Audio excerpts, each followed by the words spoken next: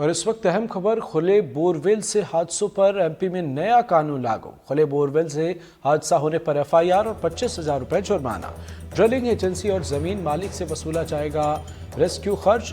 निष्क्रिय बोरवेल को 3 महीने के अंदर करना होगा बंद। खुले बोरवेल की शिकायत करने वालों को भी मिलेगा इनाम। सरकार के पास होगा नलकूप और बोरवेल खनन का पूरा रिकॉर्ड। तो ये अहम खबर आपको बता रहे हैं और वाकई ये बेहद खास, बेहद सराहनीय पहल। खुले बोरवेल से हादसों पर मध्य प्रदेश में नया कानून लागू हो गया। खुले बोरवेल से हादसा होने पर एफआईआर दर्ज किए जाएंगे और 25,000 रुपए जुर्माने भी हैं। ड्रिलिंग एजेंसी और जमीन मालिक से रेस्क्यू का खर्च वसूला जाएगा। निष्क्रिय बोरवेल को 3 महीने के अंदर बंद करना होगा। खुले बोरवेल की शिकायत करने वालों को इनाम मिलेगा। तो अब कभी भी आप बोरवेल देखें कहीं भी तो इसकी शिकायत करें, आपको इनाम भी मिलेगा और आपकी ये पहल दूसरे की जान बचा सकती है। जिस तरीके से हादसे पेश आए हैं मध्य प्रदेश में, ये बहुत बड़ा मामला है। इसके साथ ही सरकार के पास नलकूप और बोरवेल खनन का पूरा रिकॉर्ड होगा।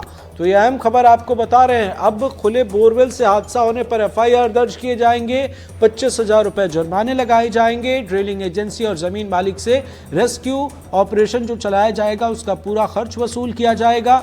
निष्क्रिय बोरवेल को 3 महीने के अंदर बंद करना होगा। सहयोगी आकाश द्विवेदी हमारे साथ भोपाल से जुड़ गए हैं। आकाश, बताएं, नया कानून लागू हुआ है बोरवेल से होते हादसों को लेकर, क्या है पूरी जानकारी? देखिए, बीते दिनों मानसून सत्र के दौरान मध्य प्रदेश सरकार ने विधानसभा में विधेयक पेश किया था और अब इस विधेयक को राज्यपाल की मंजूरी मिल गई है। राज्यपाल की मंजूरी के साथ ही राजपत्र पर अधिसूचना प्रकाशित होते ही ये नया कानून मध्य प्रदेश में लागू हो गया है। इस नए कानून में अगर बोरवेल में जो दुर्घटनाएं होती हैं उस मसले पर एफआईआर होगी। सुरक्षा के पर्याप्त इंतजाम अगर नहीं किए गए हैं तो इस मामले पर भी कार्रवाई होगी। नए कानूनों के तहत अब खुले में बोरवेल से दुर्घटना होने पर न सिर्फ एफआईआर होगी बल्कि 25,000 रुपए तक का जुर्माना भी देना होगा। इसके साथ ही जो दुर्घटना के बचाव में पैसे खर्च होंगे वह भी ड्रिलिंग एजेंसी और जिसकी जमीन यानी कि भूमि स्वामी से वसूल की जाएगी। एक बड़ा फैसला ये भी लिया गया है इस कानून के तहत कि निष्क्रिय बोरवेल को 3 महीने के भीतर अंदर बंद ही करना होगा।